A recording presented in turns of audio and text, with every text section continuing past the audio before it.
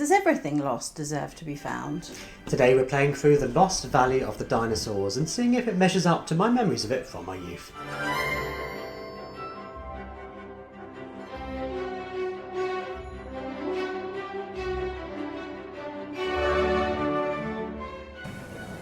In the Lost Valley of the Dinosaurs, the secret treasure of a lost civilization lies fiercely guarded by man-eating dinosaurs. Suddenly, the volcano erupts, spewing torrents of deadly molten lava into the valley. Can you and your men reach the ancient temple in time? Or will terror swoop from the skies, the dreaded Pteranodon? Or will you find the treasure only to be confronted by the abominable swamp monster? The Lost Valley of the Dinosaurs. It's fear for all the family. You might remember that for my 40th birthday, I was given the Lost Valley of the Dinosaurs game. Now, this was a game I played 30 years ago. Yeah. And you can tell. Yeah. You'd never heard of this game? No, it passed my family by. I mean, I love a dinosaur, don't get me wrong. But yeah, missed me. Yeah. But I have fond memories of playing this game. But I'm not sure if I'd actually played it ever properly. I don't remember playing the rules, I just remember certain elements of it. And so we thought it'd be fun to play through and actually play by the rules. Ooh. And see if it is actually any good today for a kind of a modern board game player who has no experience of it in the past. You've never played it. No, never played it. Fresh. No idea. And all I have, it's interesting, isn't it? Because you've got this cover here, and I mean, it looks exciting. It looks dramatic. I mean, it looks decently dated.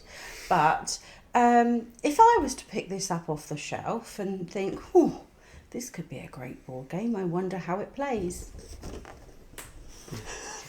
Nothing. No, Nothing. I love the fact that my parents must have seen this box and that was enough to convince them to buy it. I mean, dinosaurs is enough always. But I mean, you can pet your T-Rex and you know, he's quite good scale compared to your workers. There's some lovely lava flow, so we know that that's going to happen at some point.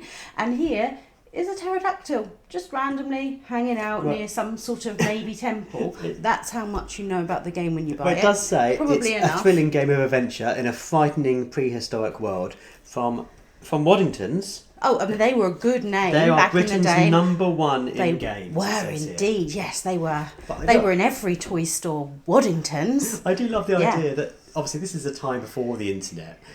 So you couldn't check reviews, but that was enough. That was enough. That was enough. For a bestseller. Nothing. Dinosaurs always sell, you see. Just that picture was enough to convince someone to buy a game. So 3 decades later, nothing changes. Yes. I'm expecting Dinosaur World, really. Yeah, I'm what are you expecting? Oh, I don't know. I'm expecting that we have to avoid some dinosaurs, maybe, because they look a little bit terrifying, and it does say thrilling and frightening in the strap line. And obviously we're going to need to avoid some lava flow, and that temple's probably got something that we want to go and get something from, because temples always do. Think Indiana Jones. Do you think it's going to be like a roll and move? Do you think there's going to be more layers of tactics? I mean, it's Waddingtons. It's from the 80s. There's going to be some dice in that box, right? I think so, yeah. I don't think the rules are going to be overly complicated. Hopefully they're clear. Who knows?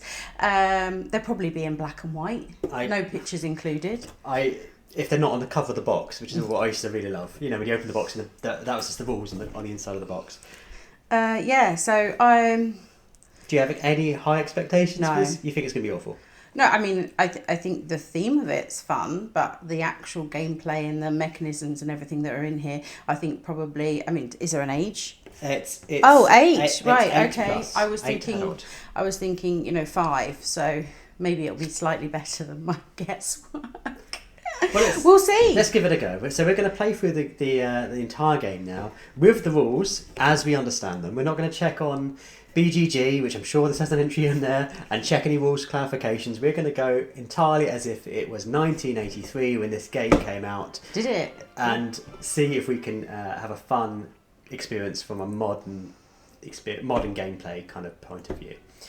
So wish us luck. Yeah, you'll see us on the other side when we're either going to love this and it's going to be in our top 10, or we're going to regret the fact we've just spent an hour playing it. Maybe that one.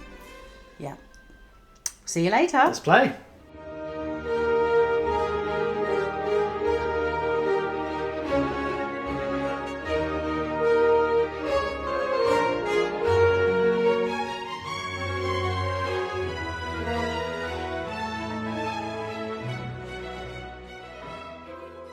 Well, that was exciting, wasn't it? My little explorers were victorious. And you would have seen in our little playthrough there, I secured the last token. You did. It's obviously experience. Yeah, that's I was using. I was at a disadvantage. I was using a lifetime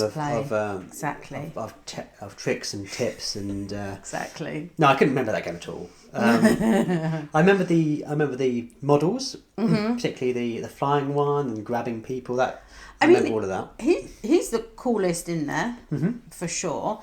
He's very jarring and different to the other models that are there. I mean, he's quite sort of solid, plasticky. You might be able to see that you can move his wings and he can open his jaw to pick up people and carry them across the board. And the other ones are, these sort of funny toy models, which are... They're questionably painted.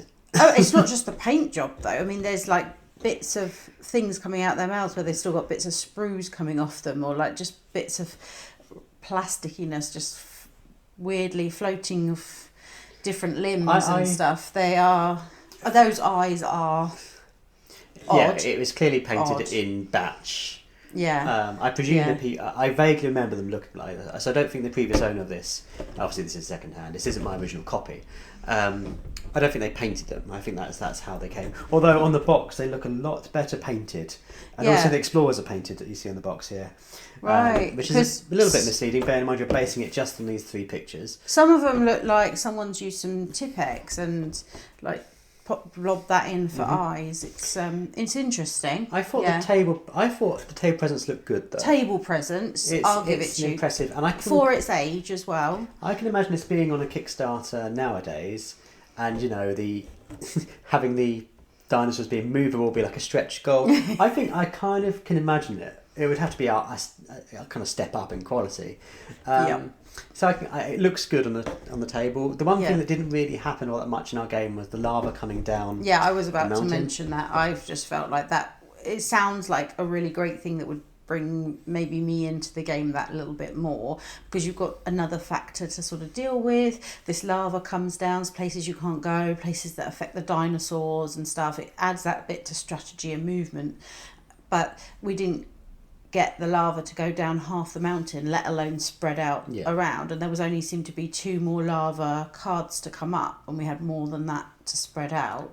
And we did do the full game, so maybe with a bigger player count you're getting through the cards quicker, they would come out more. And I think also with a bigger player count you would be less inclined to move the dinosaurs to your advantage, which then meant in a lot of cases I was then moving it also into for your advantage, just because I wanted to be safe from your next turn, which then meant maybe they weren't taking us to layers as much as they perhaps should have been. So I would say a higher player count would be better. Yeah, having more people on the board and more people manipulating the dinosaurs. Although I did quite like it. As a whole, I was impressed with it.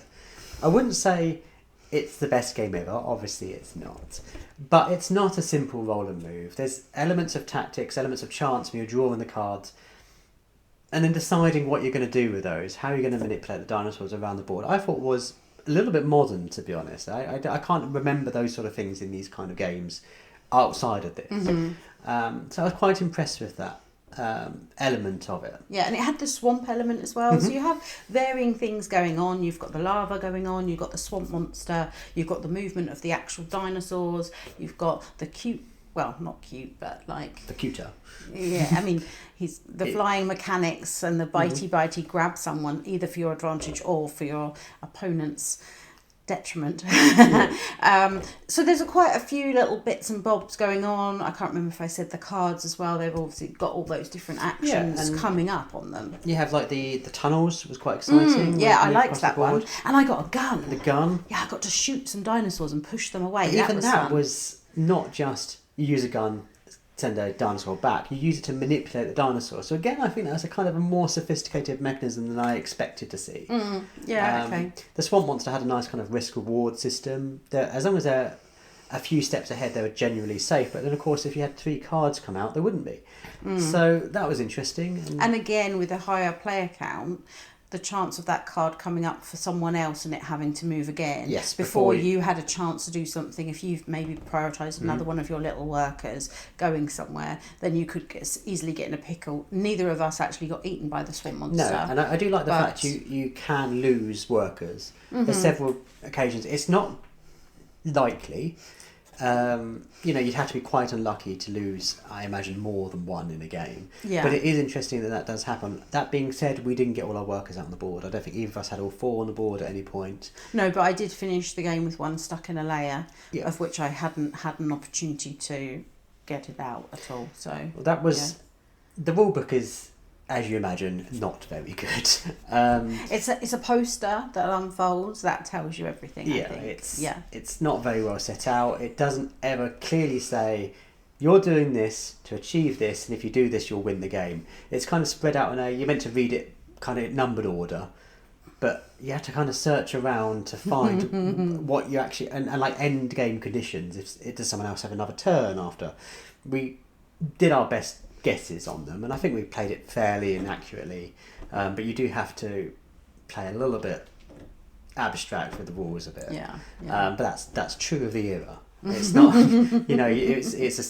it's 4 pages essentially of A4 as a poster, but it was a fun experience. It was better than. Did it bring back the memories? I wish it did. I now know obviously how to play it. And I had all that nostalgia when I got it, looking through the box at all the pieces, and that was lovely. It's always nice to. I remember playing the game with my brother, but like I said at the beginning, I don't know if we ever played it accurately. I can't remember going through the rules, and I can't. And at the age I would have been, probably less than 10, I imagine. I can't imagine we would have really studied the rules. I think it's I think it looks like the kind of game where it's got some fun little dinosaur pieces. One of them picks stuff up and moves it around, and you've got some models of mountain-y, volcano-y bits. It looks like the kind of game that a younger kid would pick up and play their own little story games with, and make your own little Jurassic Park up kind of thing. Yeah. But the rules are there, and it does all work. It's not a case of we're forcing it to work. It did work. It did work. Yeah. I think with younger players, it'll be more fun. Yes, for sure. And I think actually it would still be quite appealing with younger players. Yeah, it's particularly if they're into that sort of dinosaurs, monsters, that kind of type of theming and stuff. I think they would enjoy this still, actually. It's just perhaps we're not going to be taking this to Games Club unless it's for a kind of ironic, because I know certain people just tear it apart, would find all the flaws in the rules and say, well, it doesn't really say that. And, well, you have to play in the spirit of it, and just go, well, let's. So for example, dinosaurs should just be heading towards in a Gloomhaven style. Yeah, I kind of wanted that Gloomhaven style movement of the dinosaurs. And although, as I said earlier, I think that we ended up moving them almost for our advantage, which was then not necessarily to the disadvantage of the opponent, just because you can get caught up with a 2-player on the next person pulls a dinosaur card and then you're really in trouble. But I think with a higher player count that would be different. But yeah, we're used to having something where the monsters, whatever type they happen to be, are gravitating towards their nearest. Yeah, and it did mean you could, if you know it's going to be your turn. Obviously, you draw the event card before you do your movement. So then, if you roll a high number, you can just kind of go round the dinosaur, just kind of meander past with your coin, and know you're safe. Yeah. But this is kind of nitpicking. Yeah. In the spirit of it, it was an enjoyable kind of 45 fun minutes experiment. I enjoyed the 45 minutes playing it. I've certainly played far worse board games that have come out more recently than this has. I'll be honest. We played some pretty poor games that were kind of miniature heavy and didn't have the rules thought out, and were much more flawed than this game was. So bearing in mind this is almost as old as I am, I enjoyed it. Not so bad. Not actually as bad as I thought it was going to be, because it had those various bits and pieces going on. It wasn't just roll, move, roll, move, roll, move. There was a little bit more happening. So yeah. But have you ever played this game? Do let us know down in the comments below. If this was a childhood favourite, I don't even know if it came out in America. I presume it did. But yeah, do let us know in the comments down below if you're intrigued by the game, if you want to pop over and play it. Always enjoy the kind of discussion. If for some reason you happen to have searched for Lost Valley of the Dinosaurs game and discovered us, we post a video on YouTube at least twice a week, always about board games, and if that's your kind of thing, there's a subscribe button for you, so click that. Yes, that would be lovely. And yeah, don't forget to ring the bell so you hear all about whenever the new videos come up. And yeah, for something maybe slightly more modern than this next time, stay tuned. Bye. Thank you for watching.